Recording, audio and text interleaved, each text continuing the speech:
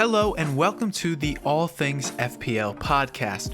My name is Spice and this is our first ever episode for the podcast. And today we're going to be doing a Gameweek 3 preview. Now, for those that don't know, I also run a newsletter. These kind of go hand in hand, so each podcast is basically a little bit more in-depth of a review of what I put out for the newsletter.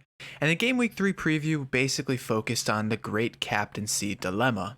As we head in, there's obviously two clear choices for the potential captain of everyone's FPL team. I mean, 90% of the people are going with either Mo Salah against Manchester United away on Monday, or they're going with Gabriel Jesus for a 5:30 p.m. kickoff against Bournemouth. So the question is, who do we go for as captain? Now, just a refresher, obviously Jesus last week had a whopping 19 fantasy points in his last match against Leicester City with 2 goals and 2 assists. His ownership currently sits at 79.2%, which is the highest I've ever seen on any player at all. And then we have Mo Salah, who his ownership also currently sits at about 61.2% as of recording. Very good indeed. Now, these two guys have a lot of ownership, which means, of course, effective ownership is going to be huge on these guys. I mean, Gabriel Jesus, if just half the players captain him, you guys are looking at some insane effective ownership across like all the players in this game. Mo Salah as well. I mean, even at 60% ownership, that's still a really high number. Captaincy is going to be a really, big choice this week. So, I mean, for me, you have to captain one of the two because their captain rates are going to be so high. If you are to go against Salah or Gabriel Jesus, say with Haaland or Kane, and those guys don't return, and then Salah and Jesus do return, you're looking at a massive, massive rank drop. So what's the case for Gabriel Jesus? Obviously, Arsenal go ahead and visit Bournemouth on Saturday night. It should be an entertaining game. Of course, this one is going to be at Vitality Stadium. And I'm expecting, good energy in the stadium. A night game, newly promoted club at home, it should be pretty good. Now, Bournemouth are probably going to sit in a low block. They did this very well against Manchester City. Well, they didn't do it too well. They did end up losing, 4-0. But they did a really good job at really alienating Haaland in that game. He only had, I think it was like 2 completed passes the whole time. It was the assist and then a pass from kickoff or something like that. It's just absolutely unreal that how good that low block worked in the middle of the field. Now, the problem was Man City have great midfielders that, made runs in behind. I mean, Gundogan scored, KDB scored. So that's going to be something Arsenal are going to have to target when it comes to, winning this game because Bournemouth are going to sit back. Gabriel Jesus was amazing against Leicester City. But Saka's been kind of quiet. Martinelli's really good, don't get me wrong, but he's not a game changer like Gabriel Jesus is. So I think Bournemouth are really going to focus on keeping that low block and that kind of center of the field very tight. So Gabriel Jesus, he might have a little bit of, trouble. Now, the one difference between Gabriel Jesus and Erling Haaland is Gabriel Jesus likes drifting out wide. He comes out on the left a lot, and he actually plays off of Zinchenko quite a bit from the first 2 game weeks that we've seen. So, he might be able to get on the ball a little bit more and get into different positions that maybe Haaland wouldn't get into. Regardless, though, it is Bournemouth. They probably will lose, and I could definitely see a wide range of scores. I don't think Gabriel Jesus is going to haul, another 2 goals, 2 assists, something crazy like that, but I definitely could see like 1 or 2 returns from him in this game. Now moving on to the case for Salah, Mo Salah obviously coming off a blank against Crystal Palace, and like what Jesus will face this weekend, Salah had to face a low block against Crystal Palace, which, is really tough for Liverpool. It's something they've really struggled with over the last, few seasons, is breaking down those low blocks and getting results. And, I'd say Fulham did kind of the same thing, but they really didn't. Fulham just really outplayed them. They really went for the game. They put some press on them. They did sit back at times, but I don't expect that at all this week because Liverpool are, of course, going to Old Trafford and what's going to be a very entertaining match from a neutral standpoint, on the pitch, off the pitch, because, of course, United are... they're not in a good place. They probably will get run over by Liverpool. Even though Liverpool got off to a slow start, I still think that they'll probably, I think Liverpool will probably easily win this one. But the thing about United, which I think makes, the Liverpool assets way more appealing in this one, is United won't sit in a low block. I mean, if they sit in a low block, I don't know what the fans' reaction would be, but I can't see it. I don't think the players are disciplined enough to do it. And quite honestly, I don't know. I just can't see them doing it, which means there's going to be a lot of open space for the Liverpool forwards to play into because United aren't going to sit back. And that defense is super unorganized. That midfield super unorganized. I just don't see. I think, Liverpool, their attack's going to eat Manchester United up. It's going to be a lot of open space, a lot of good runs, and probably a lot of attacking returns. And of course, there is a protest, against the Glazers during this match and during the day too, that could cause a lot of drama, on the pitch, off the pitch. It's going to be really tense affair, especially if Liverpool, put a few goals in early. We could be seeing it could get really ugly. Now, I will say, if you do captain Salah, make sure your vice captain is someone from a different match. Of course, 2 years ago, it was 2 years ago, there was, of course, the same protest that kind of went on, and the match ended up getting canceled as fans got onto the pitch before the game or whatever. So just make sure your captain or your vice captain is somebody who, is not in the same game in case the match is disrupted or something like that.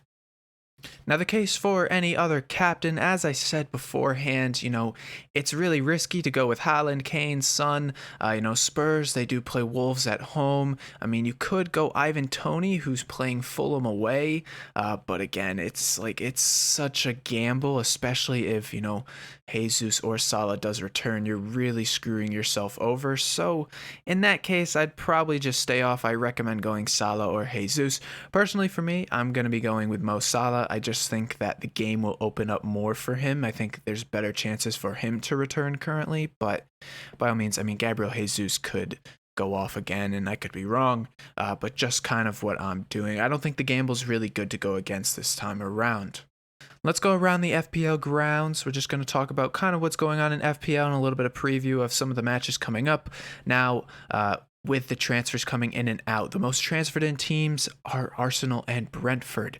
These are the two sides, of course, with really great fixture runs coming up, and you guys need to start transferring these players in. 1.04 million managers transferred in Martinelli this week, with another 765,000 adding Gabriel Jesus to their sides. That's actually ridiculous, but their fixtures are so good coming up that it just makes sense. They do have the two newly promoted sides in Bournemouth and Fulham in their next two. If you guys don't have Arsenal defenders, I recommend getting them. For me, I currently own Ramsdale, Zinchenko, and Gabriel Jesus, but I definitely would make sure you have a defensive cover in there because clean sheet points will be coming. I like Gabriel at 5.02 if you can't get Zinchenko in because you were priced out.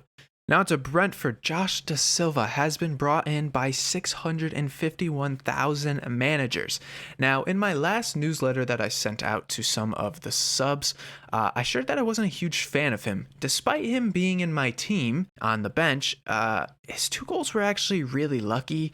His XG, his XA, they're really not great at all. His XG, I think, currently sits at 0.07 for the season, with 2 goals scored. Now, the first goal against Leicester on game week 1, I thought was a really good goal, and honestly, I was surprised that his XG wasn't a little bit higher just from that. Of course, in the second game, he scored the first goal for Brentford against Manchester United, and David De Gea probably should have saved it, if I'm being honest, but it went in. So he's got a really low XG, XGI, all that. His expected numbers are really low, so I think he should be kind of in a void. But, if he's a bench option, he's a bench option. But if you guys are using, him in the starting lineup, I would probably look elsewhere. Ivan Toney is another guy that has been brought in by a lot of managers, about 600k to be exact, and myself included. I brought in Ivan Toney, replacing Kane. Of course, for those that don't know, I am on wildcard. I wanted to really shift the team around, but I wanted to add Brentford in, and I really like Ivan Toney because, of course, he has a great fixtures coming up with Brentford. But what was really interesting was his chances created. A lot of people were fearing that with Christian Eriksen leaving, there'd be less chances, and of course, he's getting himself into into good areas. He is, going to be able to score goals. He's going to score goals. But I noticed he created a lot of chances from outside of the box for his teammates. And I think that's actually huge. Against Manchester United, he had a couple, I think he had 2 assists, I think it was. I might be wrong on that. But his passing was brilliant, and I think playing in this role that he is, where he's going to be a creator and a finisher, I think is really good. Not to mention he's on penalties and all that good stuff. But I definitely would have Arsenal and Brentford players in your team for the next 5-6 game weeks. I mean, they have great fixtures. I want to turn it over to the other side, the bad side of the FPL spectrum. Darwin Núñez has been transferred out by over 1 million managers. Obviously, he picked up a 3-match ban after headbutting the Crystal Palace center back. I was disappointed because his XG was really, really good this season. And honestly, he probably should have scored a couple goals against Crystal Palace. He had one at the back post where he just completely hit the volley. He should have scored. He should have had a goal. He probably should have returned. Darwin Núñez owners are probably understandably frustrated because it really shouldn't. It's just a mess for him. Joining him on the way out is all the Aston Villa players: Coutinho, Bailey, Matty Cash, and rightfully so. I think they should all be out. Personally, I got rid of them this week too. I had Matty Cash and Leon Bailey. Part of the reason why I decided to wildcard was because these guys were kind of sucking the budget out of my team. They were kind of hard options to move off of, specifically Leon Bailey.